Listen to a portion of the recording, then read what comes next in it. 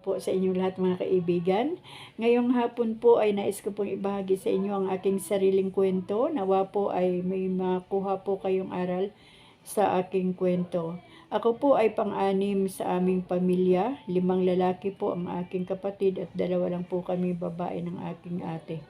Ang amin pong panganay na kapatid ay nasa Amerika po hanggang ngayon. At ako naman po ay narito lang sa Pilipinas. Kami pong tatlo ay nandito sa Pilipinas dahil 3 na po naming kapatid ang wala na. Yung magkakasunod, yung pangalawang kapatid, panganay na lalaki, yung sumunod, pangatlo at ang pang-apat. So 3 na po sila na lumisan sa mundong ito. Alam niyo mga kaibigan, nung ako'y bata pa, ramdam na ramdam ko po yung pagmamahal ng aking mga kapatid na lalaki. Bagamat mga lalaki sila, ay ganun po nila ako kamahal, ganun po sila ka-stricto sa akin, dahil ako nga po ay halos nag-iisang kapatid na lang na babae na naiwan sa aming tahanan. Ang nanay ko, pangalawa ang nanay ko, so 2 babae kami sa aming bahay dahil si ate ay malayo na sa amin. Nasa Maynila na siya nung ako'y nasa elementary, nag-high school. Kaya nung panahon na first year college na ako ay umalis na rin po siya papuntang Amerika. Ibig sabihin, 12 years po ang gap namin kaya hindi po namin kilala ang isa't isa. Hindi ko po alam kung paano ko siya pakisamahan. Ganon din naman siya sa akin dahil hindi naman niya ako kilala. Bagamat kapatid niya ako pero wala po kaming banding, wala po kaming barkadahan at wala po kaming pinagsamahan. Basta ang alam ko lang, ate ko siya, stricto, at kaming lahat na mas bata sa kanya ay talaga andun po yung takot. Grabe na takot sa aming ate dahil napaka-stricto po niya. So, nais ko lang pong i-share din sa inyo yung aking pagiging kapatid. So, ako po ay nakaranas din ng pagmamahal sa mga kuya namin. Ang aming nanay po ng mga panahon na yon ay isang biyahera at ang aming tatay naman ay paraot parito lang sa karagatan dahil yun naman ang kanyang hanap buhay. So, mula po sa kahirapan ng buhay, ang dumanas talaga ng kahirapan ay yung aming kapatid na panganay, yung pangalawa at pangatlo. So, kaming 4, mula sa pang-4, pang-5, pang-6, pang-7, ay medyo medium na lang na kahirapan yung aming naranasan. Kumbaga dun sa 3 na mga nauna ay mga triple X na kahirapan ang kanilang naranasan. Pero kahit man po ganon ang sitwasyon, ay naramdaman pa rin namin ng mga bata kami sa pagmamahal ng aming mga kapatid na mas panganay sa amin. Naalala ko pa nung ako'y bata pa, itong mga kapatid ko na lalaki ay talagang magagaling po itong sumisid. At ako po ay hindi marunong lumangoy, kaya pinapasakay po ako sa kanilang malikod kasama nung akin pang 2 kapatid na lalaki. At sumisisid po ng malalim ang aming mga kuya habang hawak-hawak kami sa kanilang liig, nakasakay kami sa kanilang likod. Magdadive yan hanggang sa pinakababa ng dagat, tapos aahon. So, exciting po yun. At marami po kaming pinagsamahan ng mga kuya ko. Kahit nung ako'y maliit pa, ako na po ang nasa likod nila. Kapag may hawak po silang tirador din po ang hawak ko. Kapag ang hawak nila ay pana o sagwan, ay sagwan din po at pana ang aking hawak. So, yun po ang aking experience sa kanila. At nakita ko rin po yung talagang isa laban sa lahat, lahat laban sa isa. Talagang wala pong pwedeng manakit ni isa man sa magkakapatid dahil talaga naman 5 po yan na lalaki. Walang masasaktan dyan, walang mananakit kasi mga fighter po sila. Kami nga po ay galing sa matatapang na pamilya at wala pang Panginoon sa buhay ng mga panahon na yon. Kaya ang panangga ay yung sariling tapang. Yan po ang nakita ko sa panahon nung ako'y bata pa. So, ibig sabihin, nagsimula po kami sa magandang samahan. Naalala ko pa nung araw, kapag dumarating ang ate ko, kasi ang ate ko sobrang sobrang linis sa loob ng bahay. Kailangan wala siyang makitang alikabok o maano, ng kamay niya masalat na alikabok. Wala pong ginawa yan kundi maglinis, maglinis, maglinis at maglaba, maglaba. Yung mga panahon po yun, payat na payat po ang aking mga kamay dahil bata pa po ako patpatin po ang aking katawan. Pero pag sa bahay namin, kunyari mga sim break, uwi ang aming ate ay lahat hindi pwedeng magpahinga. Trabaho, trabaho, trabaho at trabaho. So, dumadating sa punto na pag wala ng trabaho, nakakain ng tanghali, yung kuya kong lalaki, yung sumunod sa atin namin, yan ang tagahinguto ng aking ulo, tagatanggal ng aking mga lisa, mga kaymad, mga kuto. Dahil yung bata ko ay lagi ako sa initan. Kasama ako sa paninirador, sa pangunguha ng mga kung ano sa karagatan. Kaya ang buhok ko ay madaling kapitan ng mga lisa. Kaya ang kuya ko naman ang tagatanggal ng aking mga lisa. Minsan kapag umuwi si ate, ganun din naman ang ginagawa sa amin. So, ibig sabihin ay sanay po kami sa pagmamahal ng aming mga kapatid. Talagang umasa po kami sa pagmamahal nila ng higit pa sa pagmamahal ng aming mga magulang. Dahil nga po ang aming mga magulang ay hindi po namin nakita ng pagmamahal sa isa't isa, pero naramdaman po namin yung pagmamahal mula sa aming mga kapatid. Pero hindi man po lahat ay mapagmahal.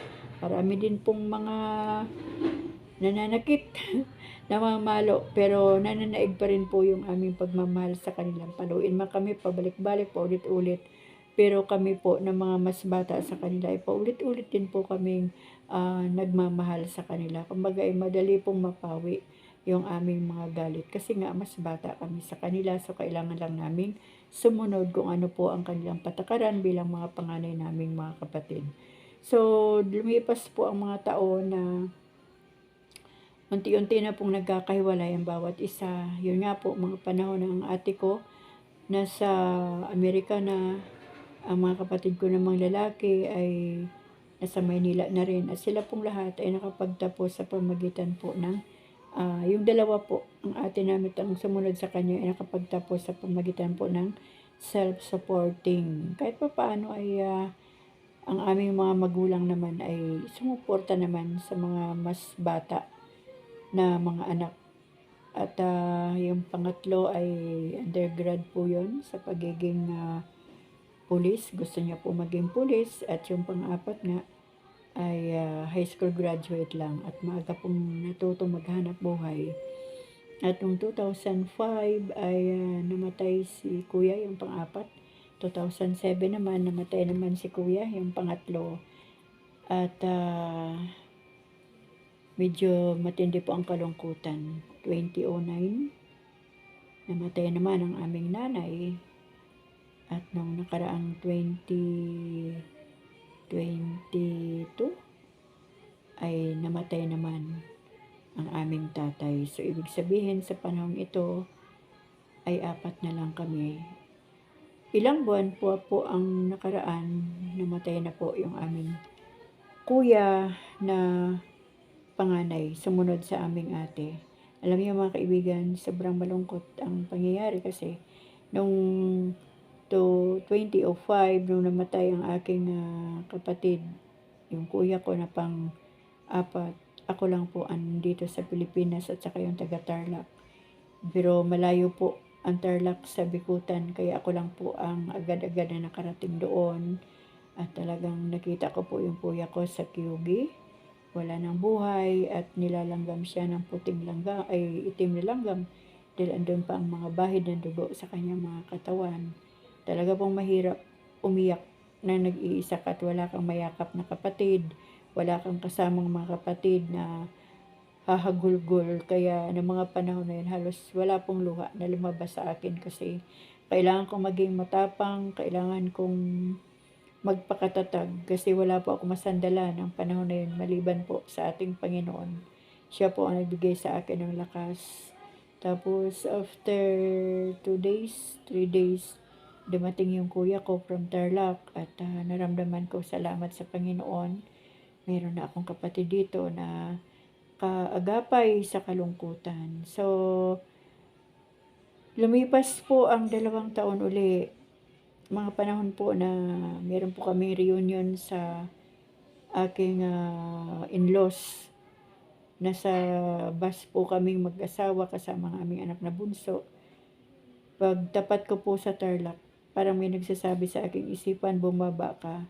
Pero sabi ko naman, Lord, kapag nakita ko yung tricycle ng kuya ko kasi pahinto-hinto ang bus, bababa ako. Pero hindi ko po nakita yung tricycle ng kuya ko kasi nagbabaka sakali ako na bumibiyahe ang kuya ko ng oras na yon, mga alas 7 ng gabi.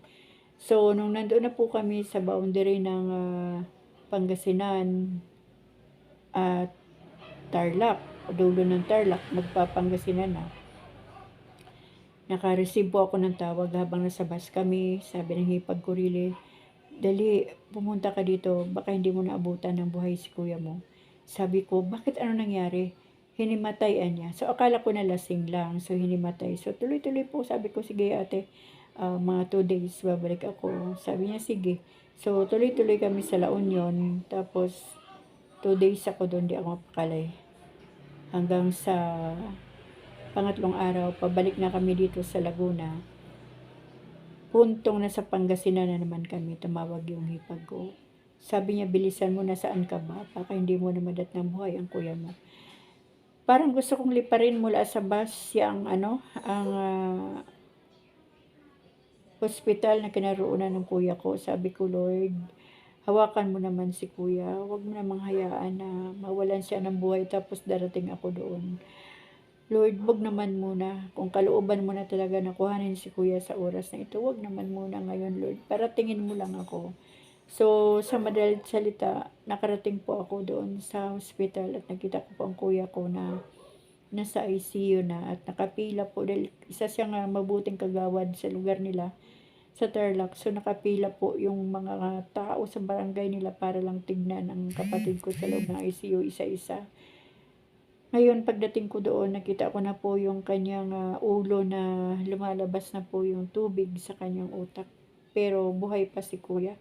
Lumalaban pa siya. Pero kinausap ko si kuya, kuya, alam ko naman na ikaw ay anak ng Diyos. Ngayon, kung sino man ang gumawa sa iyo sa oras na ito, sabi ko, naalala nyo ba? Kasi February po yun eh. Nagsama pa kami sa aming probinsya.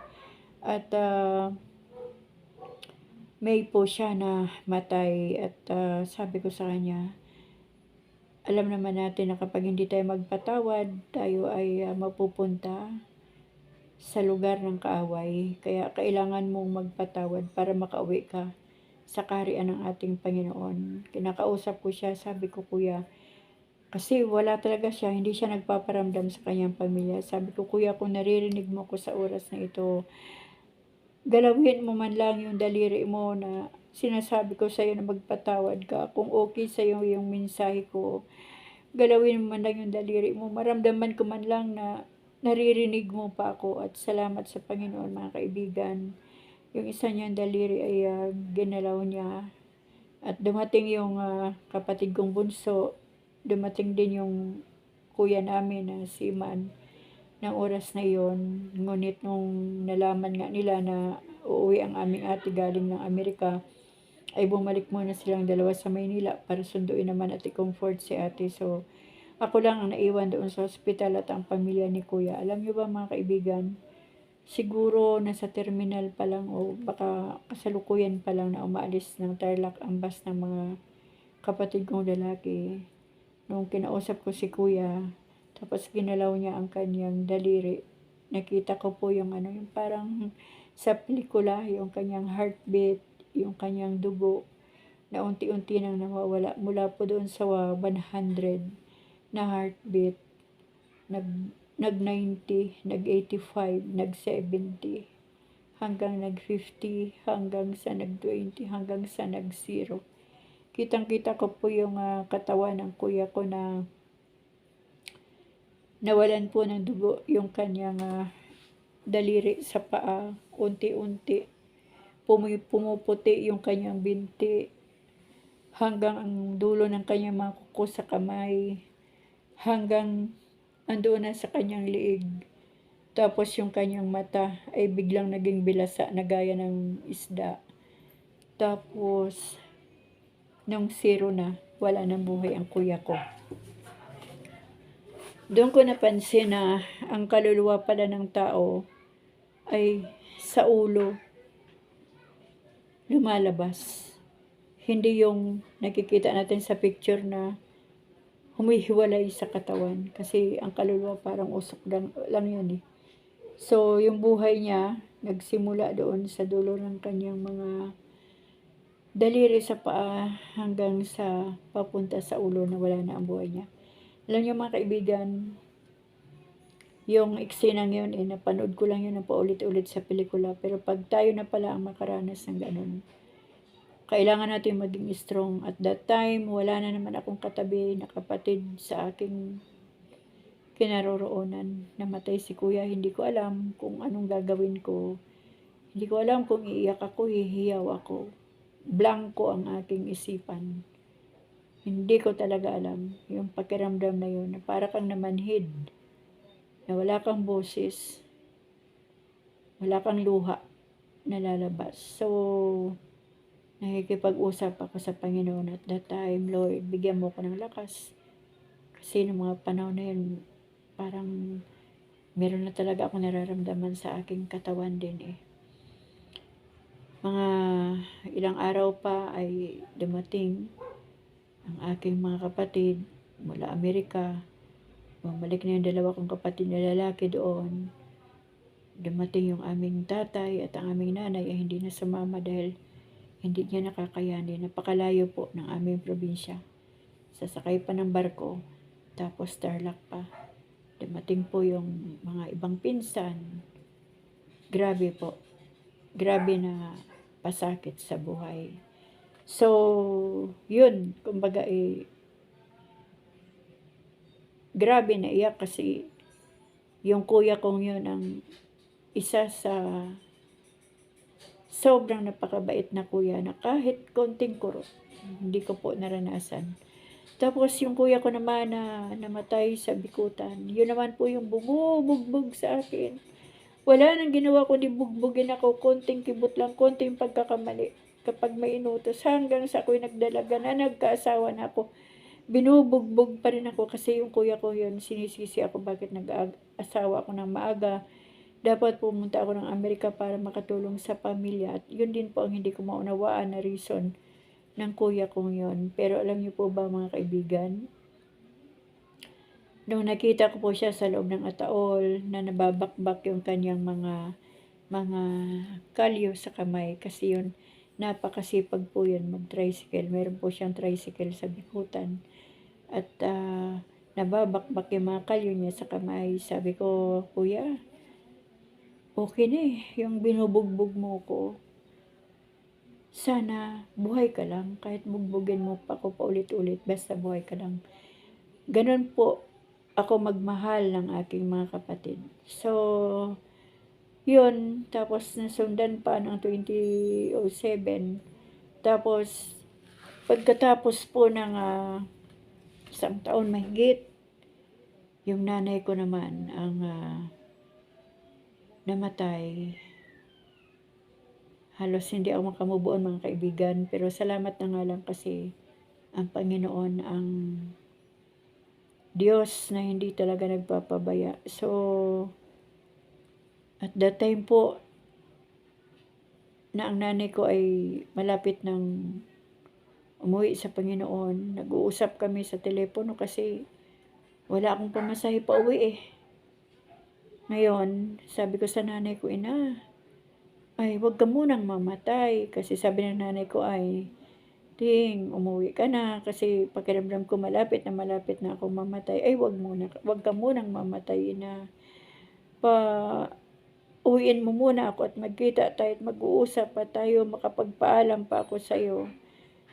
Umapila po ako sa Panginoon at ang Diyos po talaga mga kaibigan ay tumutugon, nakikinig sa ating request, sa ating panalangin. Sabi ko, Lord, ay bigyan mo naman ako ng pamasahe para makauwi po ako sa aming probinsya para madatnan ko pang buhay ang aking nanay. Salamat sa Diyos sa mga tao na tumulong sa akin para makauwi.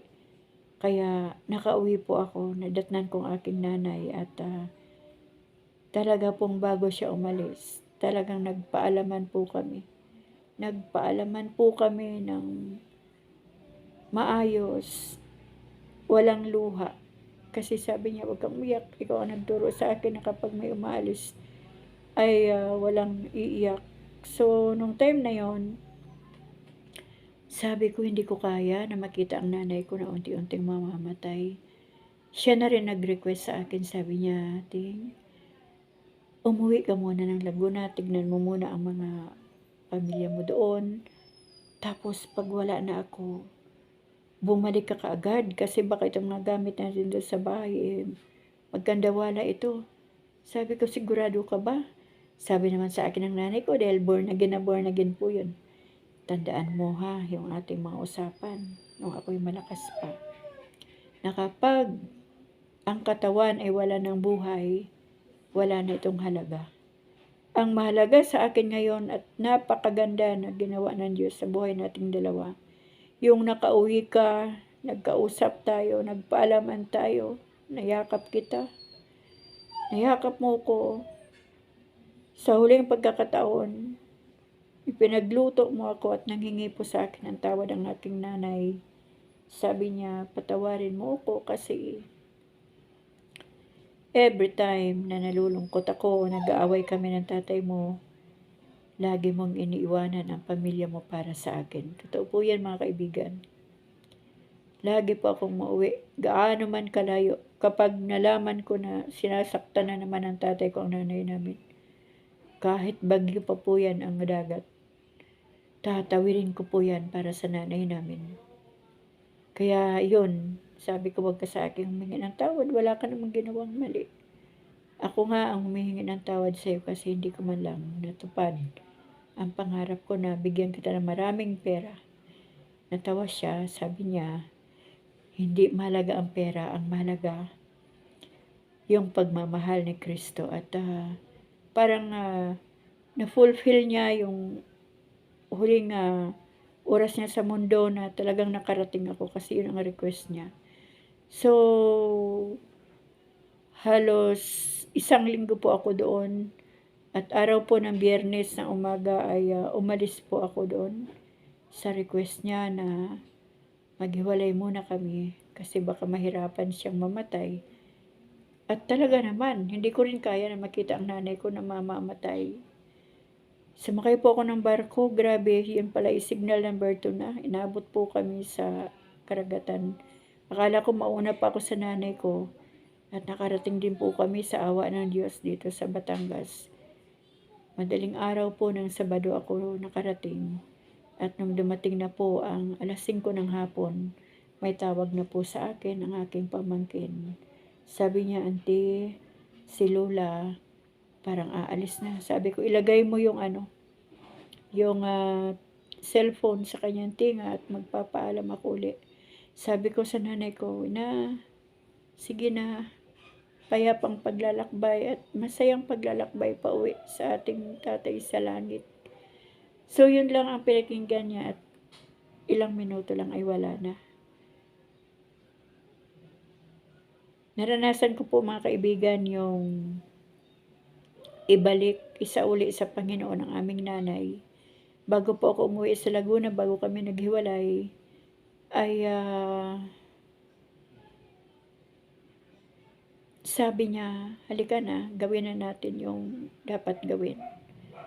Pinaliguan ko ang aking nanay, pinulbuhan, binisang mabuti. At sabi ko, sige po, halika na. Sabi ko, Panginoon, pigil na pigil mga kaibigan ng aking dibdib. Gusto kong humiyaw, gusto kong umiyak, pero kailangan hindi ko magawa dahil ayaw ng nanay ko. Sabi ko, Ama, dito ng aming nanay, salamat sa matagal at mahabang panahon na pinahiram mo siya sa amin. Yung long suffering niya na nararanasan sa aming tatay, sa pananakit, salamat. At tatapusin mo na. At ang ending ng aking panalangin, Ama, nandito na po si Ina. Sinasauli ko na po sa iyo. Sabi ng nanay ko, Amen. So yun, Sabado ng 5:00 ng hapon, wala na siya. Kaso mga kaibigan, bagyo. Signal number 4. Halos 1 linggo pa kami uli dito sa Laguna bago kami nakauwi kasama ang aking kapatid na bunso, kasama ang aking pinsan. Yun. Pagdating namin doon sa aming bahay, wala nang nanay na sumasalubong sa amin. Pagbaba namin ng sasakyan. Grabe yung sitwasyon na umiiral yung galit sa ibang mga kapatid na hindi ko alam kung anong dahilan. Pero di ba kapag may patay na, dapat kinakalimutan na yung mga bagay na nangyayari, kung ano man yun. Dumating po sa punto ng buhay ko, mga kaibigan, yung hindi pa ako binigyan ng karapatan para po akong estranghero sa aming bahay. Hindi po ako binigyan ng karapatan sa bangkay ng aking nanay. Wala pong karapatan na gumalaw doon sa loob ng bahay kung ano ang gagawin.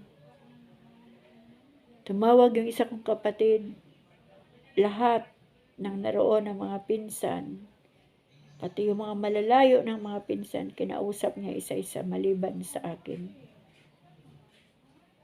Tuwing sasapit ang 2:00 ng madaling araw,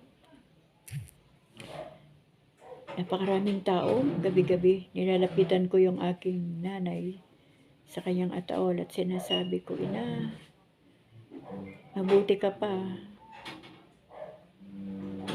Nakarating na sa finish line. Ako, andito pa." So, sa madalit salita, mga kaibigan, tiniis ko pong lahat ang sitwasyon yun kasi alang-alang na lang sa mga taong naroon at sa bangkay ng aming nanay na nakahiga. Kaya tiniis ko po ang lahat. Kailangan kong tanggapin, kailangan kong unawain, at kailangan kong sikapin na intindihin ang mga sitwasyon ng buhay kung bakit may mga ganong pangyayari.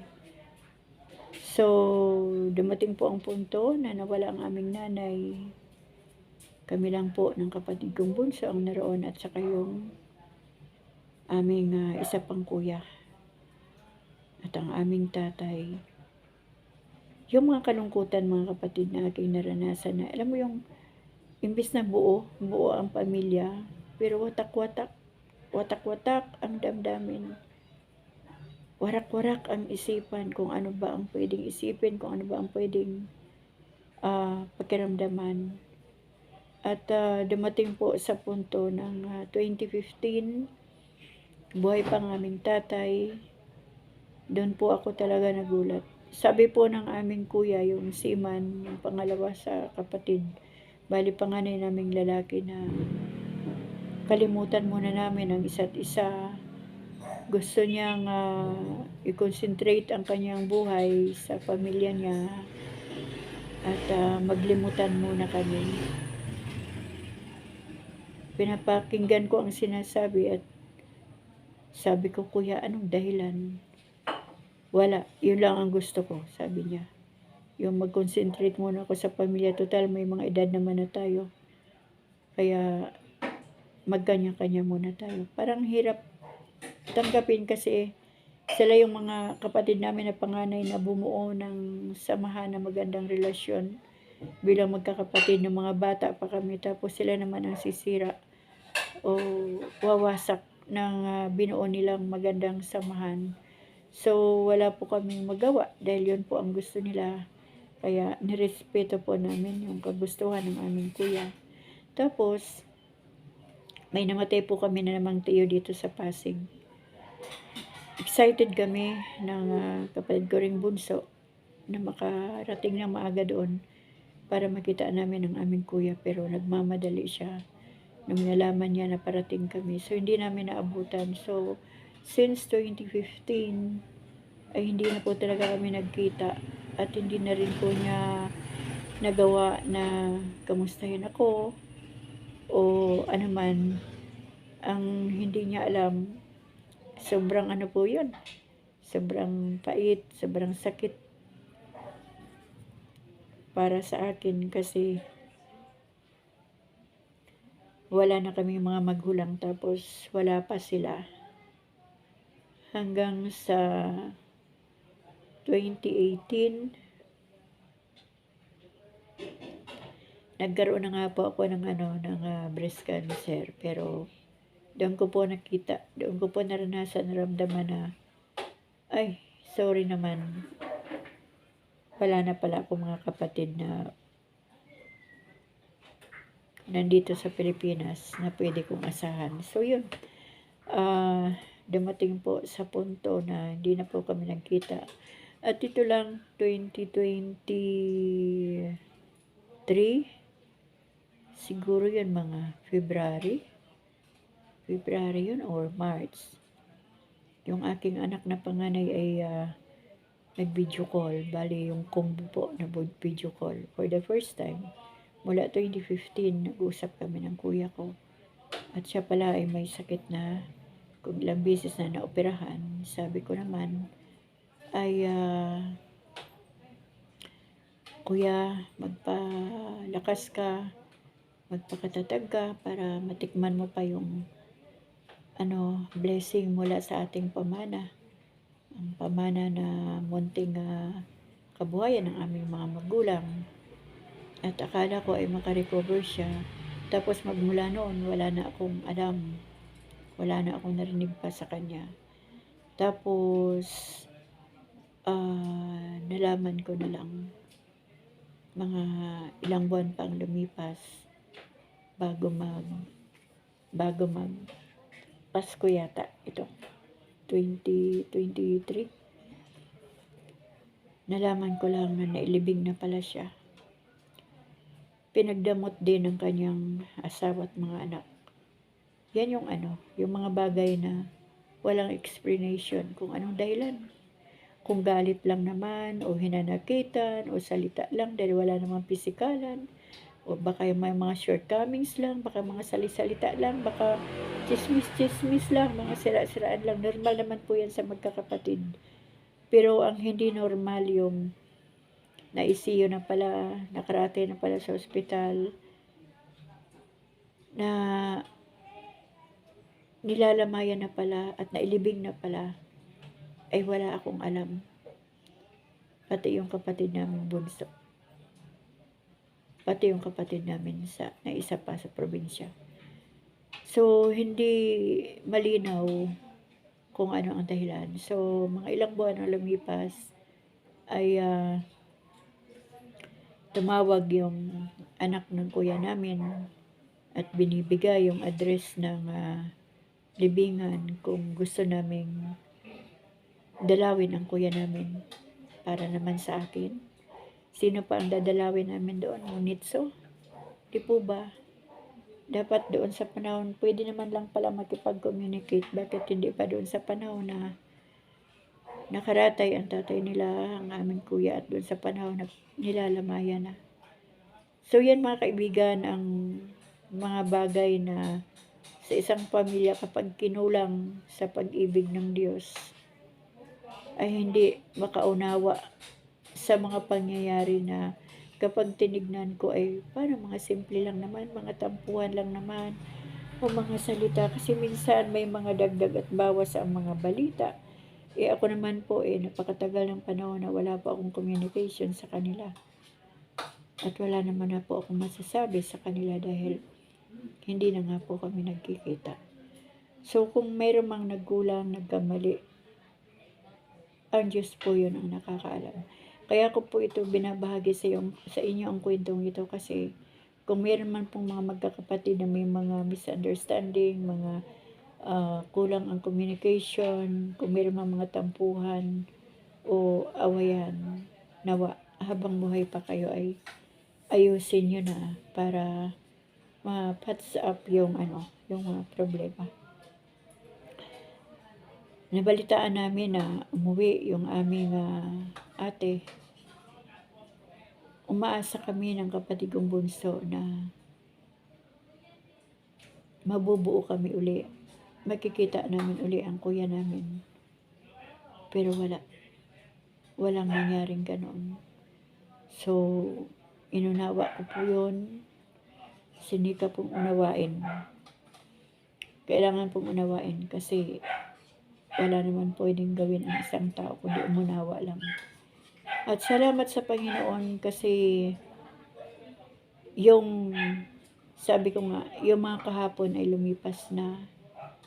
Nakaahon na po ako doon sa kalungkutan. Nakaahon na po ako doon sa sama ng loob. Nakaahon na po ako doon sa malaking question mark na bakit, anong nangyari, anong dahilan. Wala na po yun. Pinaliwanag na po lahat sa akin yun ng Panginoon. At okay na po ang sitwasyon ngayon. Ako po ay masaya na ngayon. Pilit kong tinanggap, pilit kong inintindi kahit walang sagot ang aking mga tanong. Basta ang mahalaga lang yan, mga kaibigan. Alam natin mismo sa ating sarili kung ano ang mga bagay na ating ginawa at ginawa sa atin. So, ganun lang at sabi nga ng Panginoon, diba? Huwag natin ikagalak o ikasiya ang pagbagsak ng ating mga kaaway kasi magagalit ang Diyos at Kanya tayong parurusahan. Kaya kung mayroon man pong lalo na sa pamilya, para wala na pong mga parusa na mangyayari, wala nang babagsak. Umunawa na lang po tayo, magpatawad at kalimutan na ang lahat. At kung dumating man, ang mabigyan pa ng pagkakataon, ang mga magkakapatid na may mga shortcomings, salamat sa Diyos sa pagkakataon na iyon. Ngunit kung hindi man mabigyan ng pagkakataon dito sa lupa, sikapin po natin lahat na tayo po ay makauwi sa Panginoon at doon na lang po mag-reunion sa kaharian ng ating Diyos. Ngayon po ay namumuhay po ako ng payapa, maayos, masaya naman sa piling ng ating sariling pamilya. At yung aking kapatid na bunso, siya lang po yung aking iniisip na kapatid sa ngayon dahil kami lang naman ang nandito. Medyo magkakalapit ang aming tirahan. Nasa Maynila lang siya at ako nandito lang sa Calamba. Hindi ko na ipagpipilitan mga kaibigan ng sarili ko para mahalin pa ako, para pansinin pa ako. Basta ang mahalaga para sa akin ay nagampanan ko yung aking pagiging kapatid, pagiging tiya sa aking mga pamangkin doon sa panahon na kaya ko pang tumulong at kaya ko pang abutin ang kanilang kalagayan. Buong buhay ko ay wala po akong ginawa kundi ang tumulong sa aking mga pamangkin na sa tingin ko ay kailangan ng tulong. At si Satanas talaga ay pumarito para magwasak, pumatay at manira. Pumapatay ng espiritual na pamumuhay, pumapatay ng buhay, magwasak ng pananampalataya sa Diyos, magwasak ng relasyon ng pamilya, at manira sa bawat isa. Kumbaga, nirarambol niya. Kaya wag po tayong padadala sa espiritu ng kaaway, kundi patuloy po tayong manalig sa Diyos. Ngayon, ipanalangin po natin ang ating mga kapamilya na hindi po natin alam kung anong nangyayari sa kanila. Nawa ay maranasan nila ang pag-ibig ng Diyos para maipasa nila yung pag-ibig ng Diyos sa buhay ng kanilang mga kapamilya. So, yun lang mga kaibigan. Kaya ko po naibahagi sa inyo ang kwentong ito kasi sobrang nanghinayang po ako doon sa simula na buong buo po ang pagmamahalan namin magkakapatid. Grabe po, buong buo. Tapos kung kailan po na ngayon ay halos nasa dapit hapon na rin kami, ay doon pa nawasak. Ako po yung kapatid nila na maya't maya. Kahit ano pa ang gawin nila, sabihin nila, andito ako ulit. Pero doon sa panahon na nailibing ang aming kuya na hindi namin alam at hindi sa amin pinaalam, yun po ang napakahirap unawain. hanggang ngayon po ay inuunawa ko pa rin. Talagang para po siyang isang sugat na pahilom pa lang, at salamat sa Diyos dahil ang Diyos po ang nagpapahilom ng ating mga sugat. Kasi di po ba mga kaibigan, pag inisip ko kasi wala naman akong kayamanan nila na kinuha ko, wala naman akong hiningi, wala naman akong inutang, wala naman akong kinuha sa kanila. Ano ba talaga ang dahilan? So yan po ang ano. Kasi mostly ng mga magkakapatid kaaway-away dahil sa mga material na bagay. Kung mga salita-salita lang naman, ay wala po yun eh. Kapag magkakapatid po tayo, madali pong resolbahin yung mga salita-salita kasi nga magkakapatid. Pero ang Diyos na po ang siyang bahala na gumamot sa mga pusong sugatan. At purihin po ang ating Panginoon mga kaibigan, kasi sabi ko nga sa inyo, kahit iwanan na tayo ng lahat, kahit mawala na ang lahat sa atin, wag lang tayong iwanan ng ating Panginoon, kasi ang Diyos po ang resources natin sa ating hininga, sa buhay, sa pag-asa, sa kalakasan, sa kagalakan, sa panahon ng kalungkutan. Siya po yung nagbibigay ng joy. Siya rin po yung ating tagapagtanggol. Siya rin po yung tagapaunawa sa atin. At siya rin po ang nagpapatawad ng ating kasalanan. Kaya magsikap lang po tayo na mapalapit lalo sa Panginoon upang sa ganon, anumang bagay po ang pahintulutan sa atin ng Panginoon. Kaya patuloy at patuloy lamang po natin itong maunawaan. Ang malaga po ay nakamubo na tayo. At lagi ko nga sinasabi, kung ayaw sa akin, hindi, huwag nating pilitin. Kung ayaw sa atin, huwag nating pilitin. Pero patuloy pa rin natin silang ipanalangin sa Diyos upang sa ganon maranasan din nila ang kaligtasan na ating pinapangarap hanggang sa tayo makarating sa finish line pauwi sa ating Panginoon. Kaya mga kaibigan, hanggang dito na lang po uli ang aking kwento. Nawa po ay mapagpala kayo ng ating kwento, at ito po inaalay ko sa bawat pamilya, sa bawat magkakapatid, lalo na po sa mga panganay na talagang sila yung inaasahan natin, isa sa inaasahan natin na maging karagdagan ng ating lakas bilang magkakapamilya. Ano po, hanggang dito na lang po mga kaibigan. Magandang gabi na po sa inyong lahat. Salamat po sa Diyos.